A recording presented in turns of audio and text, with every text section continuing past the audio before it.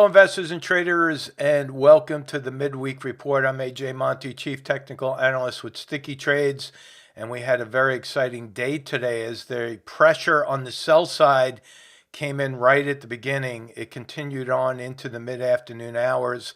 We saw a slight rally towards the end of the day.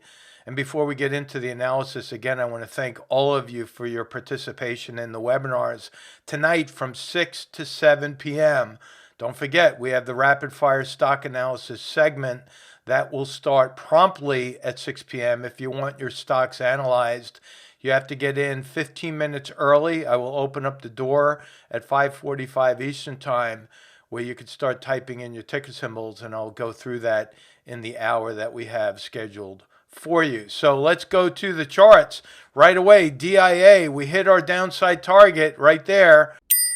IWM hit our downside target right there. QQQ hit the downside target right there. SPY hit the downside target right there. Now, going back to the beginning, let me slow it down a little bit.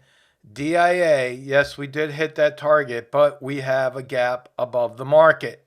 Now, I think what we're going to see tomorrow and possibly into Friday, this is very close to a hammer candle. See the long shadow underneath. I do believe that tomorrow and into Friday, we're going to make a move up to fill that gap. But then early next week, I think we're going to turn hard down. That will result in an AB. We need to draw that pivot only after we see the price go up, and then a pivot lower, we will be able to put the C, and then ultimately a lower D. We're in the process of what I believe is an ABCD pattern to the downside, and so keep your eye on that. Again, tomorrow and possibly Friday, I think we're going to rally up. I'm not going to put that line on there until Friday, but look down below. I think we're going to see a little hiccup on the CCI and then come right back down below that zero line. That's DIA.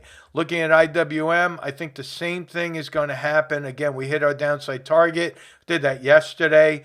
There is a slight drop in volume down here.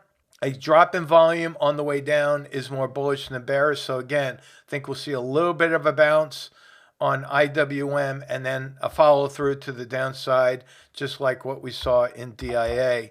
QQQ is very interesting because what we have here is a kiss of death. Some of you heard me talk about this. A kiss of death is a failure to get back up on trend. I mentioned that last Friday. This is a clear-cut pivot point to the downside. I think that the Qs could actually wind up going a little bit lower than what we have here, unlike what I described in DIA and IWM. There's still a lot of downside pressure on the Qs, especially with NVIDIA.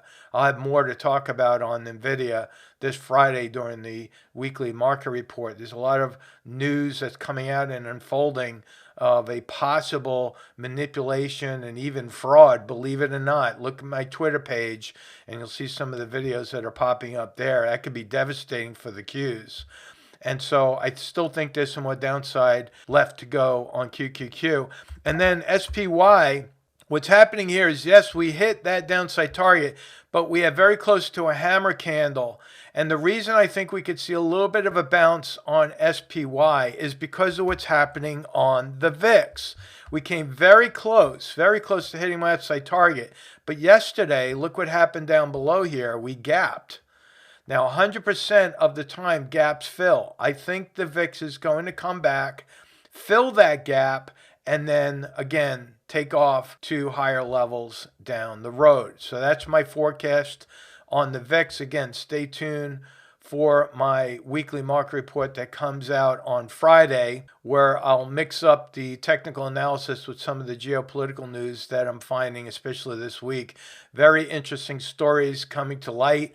And ICBM was launched as a show of force to Korea. Scary stuff right there.